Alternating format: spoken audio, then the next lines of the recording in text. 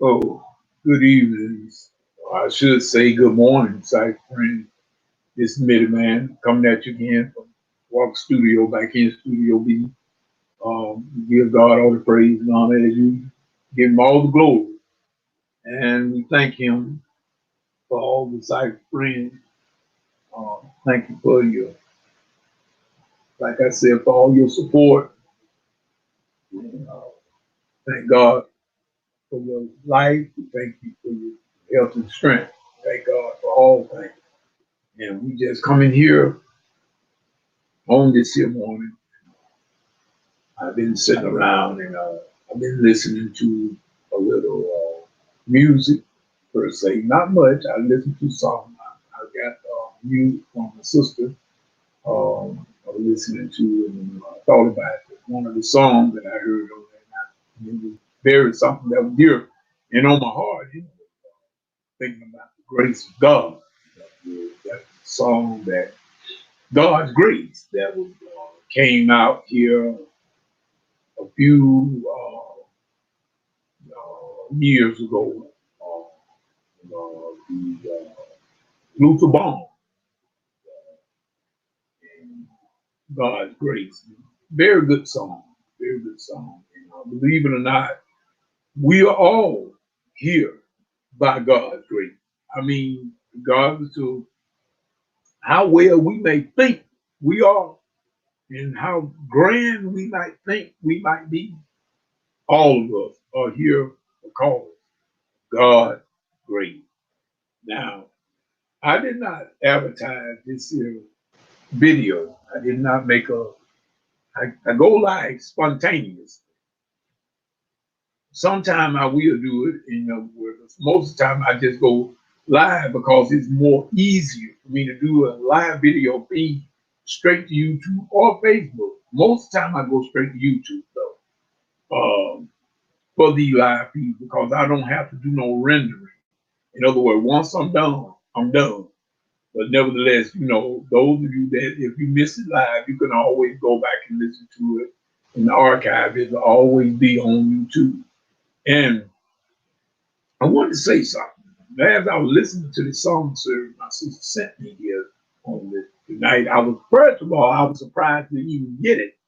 And that lets me know that we are trying to rectify the issue with my email. So I was very surprised to get it, but we did get it. And like I said, that particular song, as well as the Lord is blessing me, those are songs we did at my home church years ago. We had a choir, well, our choir, the name of it at that particular time called Choir Number Two. And Choir Number Two, that was one of their, I call it their theme song. That was the song that they used to march into on Sunday morning. Second Sunday morning, they would march in to the sanctuary singing that particular song. The Lord is blessing me right now. And then, like I said, I went on into the other songs, all of it good. But God's grace took real notice on me tonight because of the fact that I was thinking in line of God's grace. And I was just being so thankful. Because, see, I can speak for Middleman.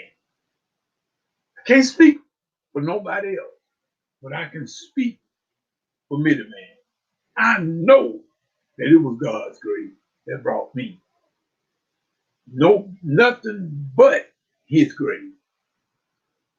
And as I look back, and I can see, as one of my favorite other singers, Willie Banks and the Messengers, had out years ago, when I can look all around me and see just how good the Lord has been to me, I know it was nothing but God's grace.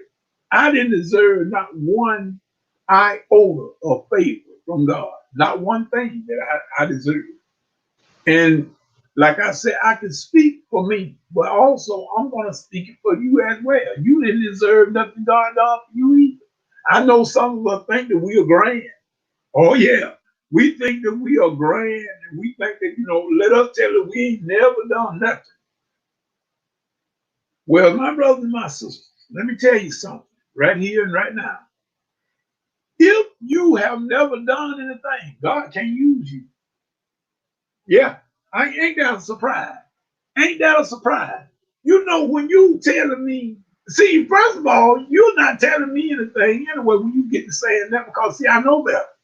Because, see, that was not but one perfect human that ever lived. His name was Jesus the Christ. That was it. Everybody else had flaws. He was the only one. So if you've been on this planet, that means you had flaws and you got flaws. Period. But to let someone tell it, you know, I never done this. I never. Okay, you telling me what you never done. Tell me that what you have done. That's what I want to hear. I don't have no. You don't have to tell me none of your business. Oh, you don't have to tell me, man, nothing. I don't need to know your business because see, I got good sense, and I know that unless if you are on this planet, you got some issues just like everybody else. God's grace is sufficient. That's why I love that song. See, it's by the grace of God, not that anything great that we have done. See, this is what I mean. You know, we some of us, you know, we get the, and you know, I can understand. That was a time. That was a time when I got enlightened by spiritual things. Like I said in my book, there's a section in my book, and I had to give the credit and the honor to one of the older head deacons that took part, that shaped me in the upcoming of my spirituality in my early years. And I got this documented in my book. His name was Deacon Jones. I never will forget Deacon Jones. He was the one that really kind of started me, as you would say, on this here journey of spirituality. When I was very, very young, even before I was in school, this man, he was a deacon at the Weaver Temple Church of God in Christ over in the MacDonald Woods where I was born. And I used to stay with my great grandmother and my great aunt on the weekend. And Deacon Jones would always get me and take me to the Weaver Temple. That the Weaver Temple Church was right next door to where my great grandmama and my auntie's house were. We were not, all I had to do was walk across the yard and I would be right there in the churchyard. Deacon Jones, he was right there teaching me, steering me at an early age in the right direction. Now, did I understand all the stuff that he was trying to get me to see? No, I was too young. But it still was in there. He embedded those seeds. He planted those seeds in me at a young age, and they were there. And as I grew, it those seeds grew and created what you see now. It created what you see now. All right. Did it make me perfect? Not by a long shot. Mm-mm. But I know right from wrong. I will never forget. Deacon Jones would take me not only to the Weaver Temple, but it was also Deacon Jones would have me, and he would take me also to my present home church now, which is the Antioch Missionary Baptist Church. We were fellowship together, the Church of God in Christ and that Baptist church, which you don't see a lot of that right now. But nevertheless, we're talking about the grace of God. And I give Deacon Jones, make mention of him in my book. And believe it or not, there are going to be some more that will be mentioned. He was mentioned because he was in the early years. I mean, people, I was about 4 or 5 years old. But I can remember, and I will never forget Deacon Jones as long as I live. I will never forget him because of the thing that he made me see about spiritual things and about the church in general. And like I said, he planted those roots in me from the beginning. He put those seeds there. So it was God's grace that I had them type of people that was in my life at the early years that had something to do with the way I am now in these latter years. Now, people, like I said, in no way, shape, form, and fashion, and I'm saying that I've arrived because believe it, I have not. Believe it. Woo! fall short every day. Every day. See, I'm not going to sit up here and get super spiritual on everybody. Because, see, I know that you're not fooling anybody. Because people know we are human. But you do what you can. In other words, like I heard the pastor ask a question today in Sunday school, but I did not respond. I did not respond because of the fact that I was sort of like out of place. I was in the choir stand, messing with the keyboard, trying to get everything set up. But the question she asked was, can you live holy? And everybody got to give them different answers and everything. I didn't want to make nobody, I didn't want to, I didn't, like I said, I kept my words to myself. But yes, you can live holy because holy living is nothing that you just trying to follow through Christ to the best of your ability. You have sold out to Christ. That's all holy. Holy means that you are trying to live by the concept, precept of the Lord Jesus Christ. That's what it means. It don't mean that by no shape, form, or fashion that you are perfect. Because that, like I said, there was only one perfect being that ever been on this planet, and his name is Jesus. So therefore, it can't mean that. Because if it had meant to be perfect, he would have never told us to be holy. No, people, holy means that you are set aside. You are set aside. You are set apart from the world and the world system. See, when you are of the world, you do the things of the world. You think like them, you do like them. That is nothing wrong. See, I told y'all, I don't have a problem with people that are acting like the world, the ones that are in the world. What I have a problem with is us so-called Christians that we have said we've been transformed and out of the world, but we still act worse than the people that's in the world. That's the problem I have. That's the problem that I have. It ain't because of the fact that we don't do anything wrong, because we all get wrong at times. But it's the fact that what did you do? Did you actually sell out to the Lord, or you sold out to Satan? Now you can't play both sides of the fence. You either have let the world go on by. In other words, I know some things that I used to do that I don't do anymore. But I don't put myself above anybody else just because they are yet doing it. When God saved me, man, he didn't lose his saving power. He still can go back out there and get somebody that's doing the same thing that I was doing or worse. He still can save him. So this is what gets me about us church folk when we try to beat up on other individuals because of the fact that they are yet doing the thing that we used to do. And now we want to get up there and try to talk so bad about them and make them feel so bad. Well, it was just as bad when you was doing it. But you didn't want nobody to talk bad about you. We got to be careful. We got to be careful. That's all I'm saying about God's grace. That's the grace of God, because God looked at my faults and saw my need. In other words, I'm glad that he did not hold Jesus back just because of my misbehavior. God wasn't going to let the whole world suffer just because I was doing wrong. He sent Jesus to die for the whole world. Now we must accept that. We must accept that gift. See, in other words, I can go buy y'all a gift all day long, but unless you receive it, it ain't gonna do you no good. So this is what we saying about the grace of God. The Apostle Paul told us that it was the grace. By grace are we are saved through faith, and not that of ourselves, lest any man should boast. See, in other words, we need to stop boasting about what we don't do anymore. If you're not doing it, it's just because, number one, most of us can't do it no more. That's how come a lot of us not doing it. It ain't because we don't want to do it. We just ain't able to do it no more. I know it's some stuff that I used to do. I used to play basketball and jump out the gym. I can't even walk in the gym hardly now. So I know I can't do that no more. So ain't no sense in me saying, I don't want to play no basketball. No, I can't.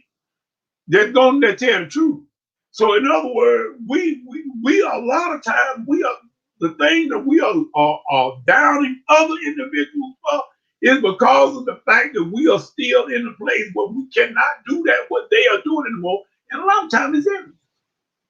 It's envy and jealousy. Oh, that green-eyed monster called jealousy. My people, my brothers and sisters, you got to be careful with that thing. I tell you, you got to be careful with that green-eyed monster called jealousy. Jealousy can lead to murder Do you hear me? Jealousy can lead to murder. In other words, why be jealous of another individual when you can do this? See, God gave all of us several abilities. This to me, man, good tonight. God gave each and every one of us several abilities.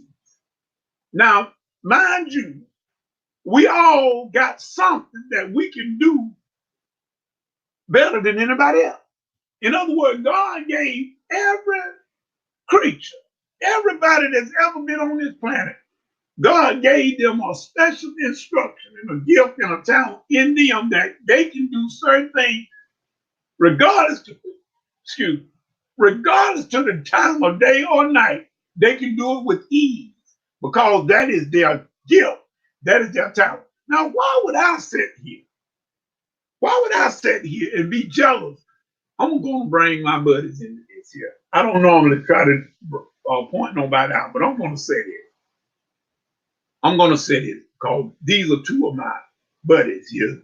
And I'm mentioning them because of the fact that I other than God himself, I credit these two individuals to be the reason why I'm yet sitting here in front of this camera on tonight. Because in 2018, they saw fit to come and see about me, to get me to a hospital that I needed to be in at that particular time. Because if it had not been for that, perhaps if I had went, I'm not saying this for certain, because God is powerful. We know that while we're talking about the grace of God. But what I'm saying here, with in all understanding and logic, if I had set my butt here and went to sleep that night on that fateful Friday,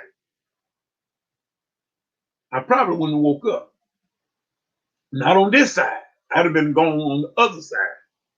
But my two buddies, in other words, Brother Floyd Carter and Brother Daryl Johnson, I want to just mention them too. I got plenty more buddies now. I got plenty more buddies, but these are the main two that got me where I needed to be on that particular night. And the reason why I'm using them also is because they do what I do. They are keyboard players, been doing it for years, way before I even started doing it. I wasn't studying about no music really at that particular time. Them guys been doing it long before I started. But nevertheless, they are keyboard players and musicians and ministers of music in their own various churches, just like me. Now, why would I be jealous of those guys? I mean, it don't make sense to me. I can't stand jealousy no way. But really, why would I be jealous of Gerald and Floyd when I'm doing the same thing? In other words, God gave me a gift. We all got the gift of playing the keyboard and singing a little bit. They sing way much more. I put them way above me as when it comes to singing. Them guys have been doing this thing for a long time. But yet, nevertheless, I'm at joy when I can sit down at a keyboard and Floyd and Daryl and there, and I can just enjoy just sitting there listening at them guys play and picking up stuff from them. I enjoy that. I ain't got to play. It ain't got to be about me because I learn more when I let it be about them. See, that is most of our problem. We think that everything got to center around us. People, you are not in the middle of the universe. The universe do not revolve around you. Neither does it revolve around me. But if we just learn this, to use what God has given you, you don't have no reason to be jealous of nobody else. You ain't got no reason to be. God gave all of us several abilities and talents and gifts. Now, what you need to do, you need to find out what God gave you and stop worrying about what he gave me. See, in other words, when you try to do what I do, unless you possess the gift, you're going to feel some pressure that I don't feel. Amen. Let me tell you, let me go back to my buddy. Daryl and Floyd do not feel pressure when it comes time to play the keyboard. If I play a song and they like it, they can just about go to the keyboard and play the same song. Why? Because they got the same gift. They are not going to feel no pressure. But here you is, you don't even know A from B. You don't know how to play the keyboard. Now you're going to get jealous of us because we can't. And because you can't do it, you get mad and get to rolling your eyes and telling other people not to go to our concert, don't listen to our music, don't buy. Well, see, that's jealousy to the worst degree. You need to find out what you can do and do that. We got a lot of people that sit around and worried about what other people doing, what other people are doing, and not really capitalizing on the gift that God has given them. Some of us is 70 and 80 and 90 years old and never found out exactly what God meant for you to do. Now, you know what? That scares me. I'm telling the truth on me. That now if it, I'm not scared of much, but that's one thing that I'm scared of, that I will live here that long and not know what my purpose is. Not even know what I was put here by God to do. And then you got to stand before God and give an account for my life. Just to hear God say, well, look, this is really what you were supposed to do, but you were so busy trying to copy it all down, and you were so busy being mad at Florence, you forgot what I gave you. You did not capitalize on the stuff that I gave you. My brothers and sisters, I really didn't mean to go this long on this here particular video, but I'm glad I did. Because it's true. It is true. When you get to the place to where everything got to be centered around you and you can't give nobody else no credit for nothing, that's a bad way to be. That's a bad way to be. And this is how come, like I say, in my group, I told my group members, they can vouch for it. I don't have to sit here and tell a lie. I always told them, we are not doing this thing for no shape, form, and fashion. But it's all for the glory of God that we might hope that somebody will see God in this thing and join in, and we can help somebody along the way. Because see, it ain't got to be about me. And this group is not about Junior Walker. Yes, it's my group. I started the group. But it wouldn't be, it will not be a gospel tritone if it wasn't for the members of my girl, Mary, Lola, and Sonia. Without them three, there would be no gospel tritone. So guess what? No Junior Walker either, unless I go solo. We must learn this principle, people, that God is able and his grace is sufficient to carry you through and to get you from point A to point B back to point A. Stop worrying about what others are doing. We all need to stop being jealous of what other people are doing to the degree, I mean, that's stupid jealousy. And you need to get you something to do. In other words, my sister, which is Anna Mae, one of my church members, and her sister, Little Bell. Little Bell used to always say, God bless her, she gone on. But Little Bell used to always say, you need to get you some business. See, in other words, instead of worrying about what other people are doing, you get you some business and deal with that. And everything will be fine. Everything will be fine. Don't get jealous of other people because they are prospering in what God has given them to do. That's why they are prospering, is because they have got in the lane in which God meant for them to be. You over there trying to drive in every lane but yours. That's why you're not being successful. That's exactly why you're not being successful. So I don't worry too much. I mean, you know what I mean? I just be honest with y'all. Yeah, people can get on your last nerve. They're trying to make you think a certain way. People tell you all kinds of stupid stuff that don't make sense, try to get you mad at other folk because of whatever. But I've learned in life that you cannot make grown people do nothing. It's just like when it comes to choir rehearsal, church service, being a deacon, my greatest thing would be I want everyone to be at church. I do. I want all the choir members to be at every choir rehearsal, full capacity. I want them to be there, but guess what? Everybody's not going to be there. I have learned to live with that and just use whatever God sends. That's what I use. If I don't have a full members of the choir there, we gonna sing. I'm gonna give them what I got. We're gonna go and do that little 1.5 hour lesson or 1.5 hour rehearsal. We're gonna learn the song. We're gonna work on the song. We're gonna get ready for song service that next day, and we're gonna go home. Don't sit there worried about what the other people didn't do. That's a lot of our problem. We worry too much about other people. God, you know what? I'm glad of this here, and y'all excuse me. But I got to say this. I got to say this. God is not going to ask many man nothing about you when I stand before him. God ain't going to ask me nothing about you. Neither is God going to ask you anything about many man. We're going to stand and before God and give him an account for our own life. You're going to give him an account for your own self. So in other words, yes, being a deacon, I want the church members to do what is right. Yes, I do. But I can't make them do it. I want everybody to tithe, but I can't make nobody tithe. But guess what?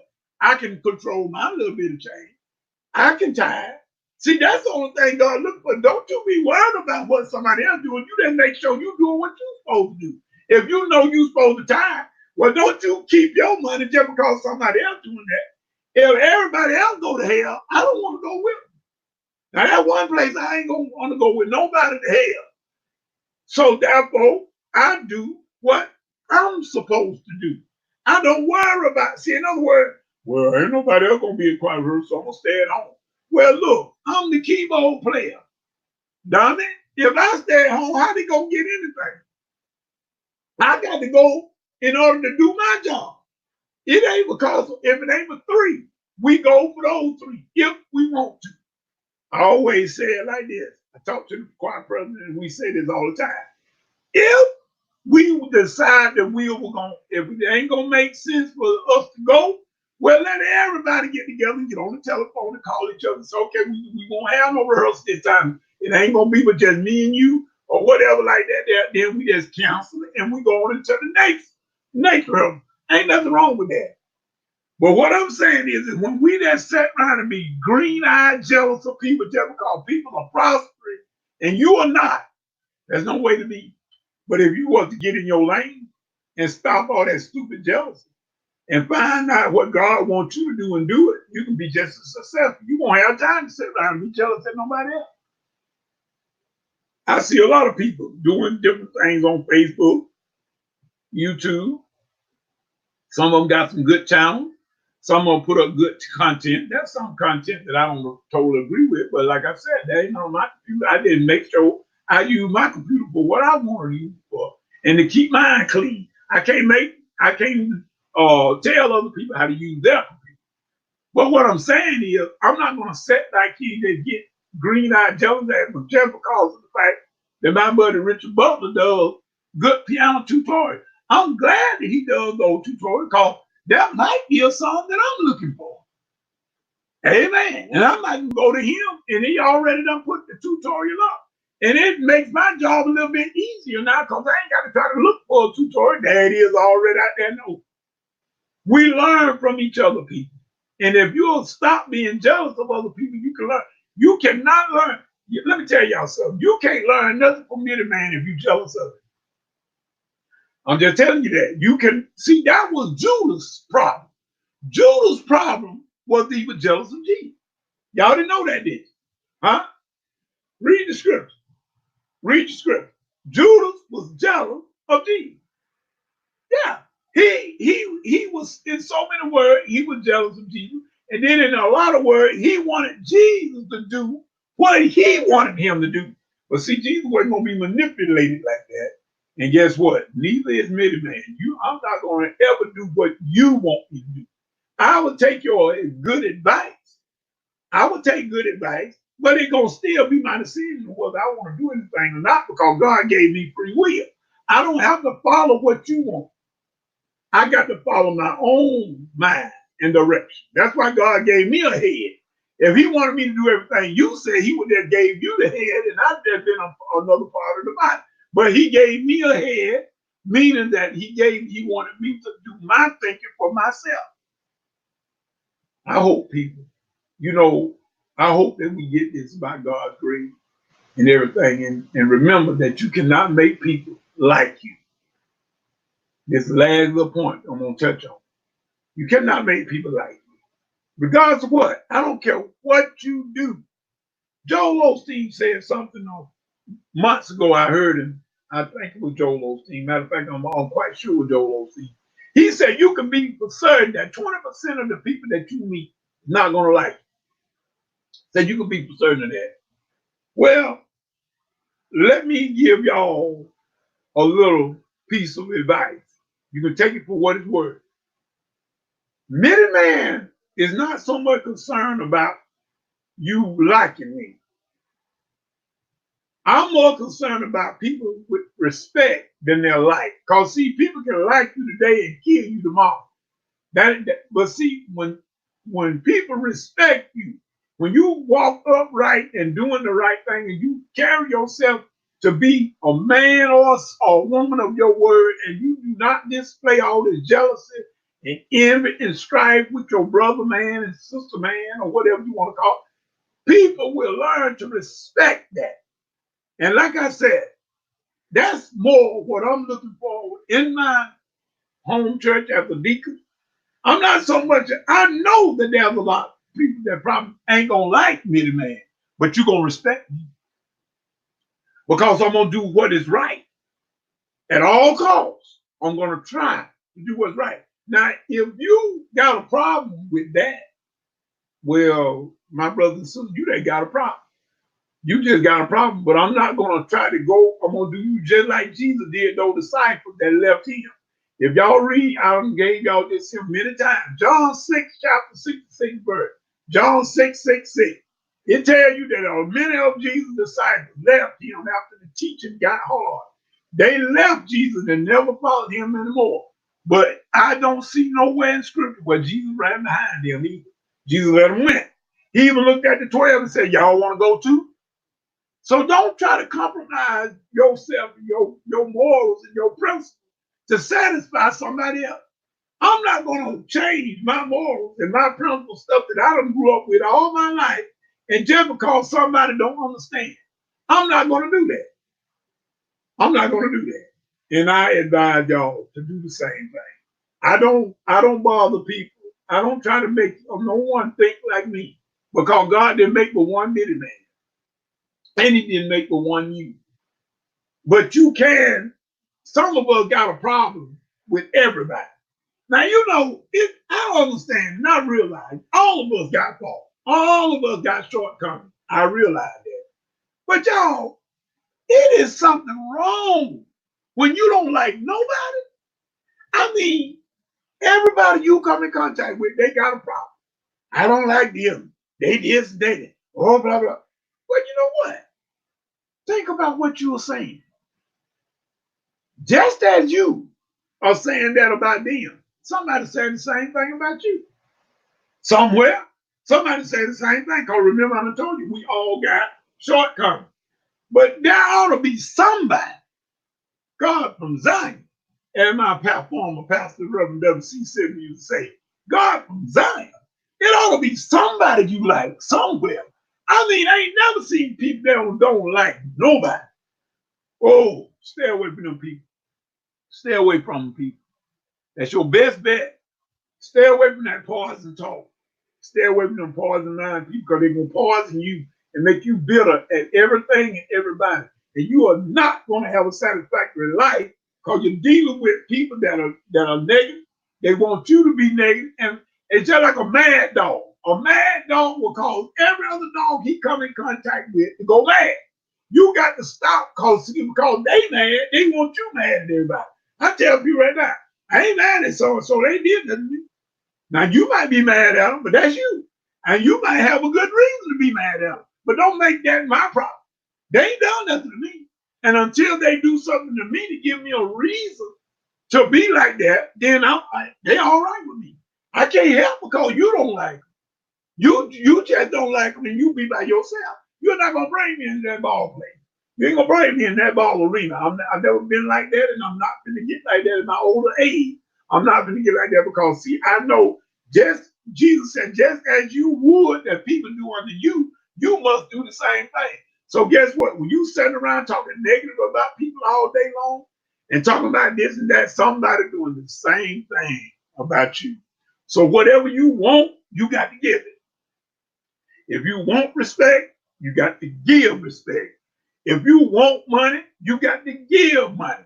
Whatever that you want, the Bible is plain as day. You must give it back. You cannot get what you don't give. You can't do it. You cannot do it. So, hey, I didn't mean for this video to go this long. But like I said, I didn't send out any invitation to this video because, like I said, I do them spontaneous like this because I don't want to have to do no uploading once I finish. But at any rate, people, I hope that old Miniman will say a few things that it will help somebody. I'm quite sure it helps somebody because the Lord really don't give me these videos like this unless it's the Spirit. In other words, I don't do them unless I'm led to do them by the Spirit of God.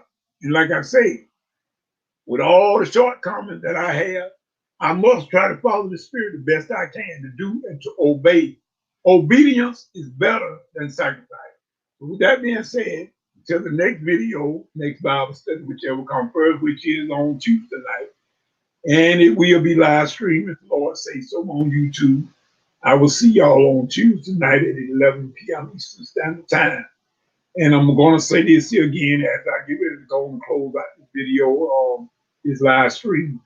I'm going to say it again. I thank all of you on the Facebook community for all of the great comments. And matter of fact, the nice comments that y'all made about the Christmas EP project that Junior Walker, Gospel Tritone, we finished up this project a couple of weeks ago. And he had a great response and everything. And I'm praying, no matter of fact, one of my sisters, the one that is responsible for the artwork on the CD, which is Sister Mary Porter, one of my altos.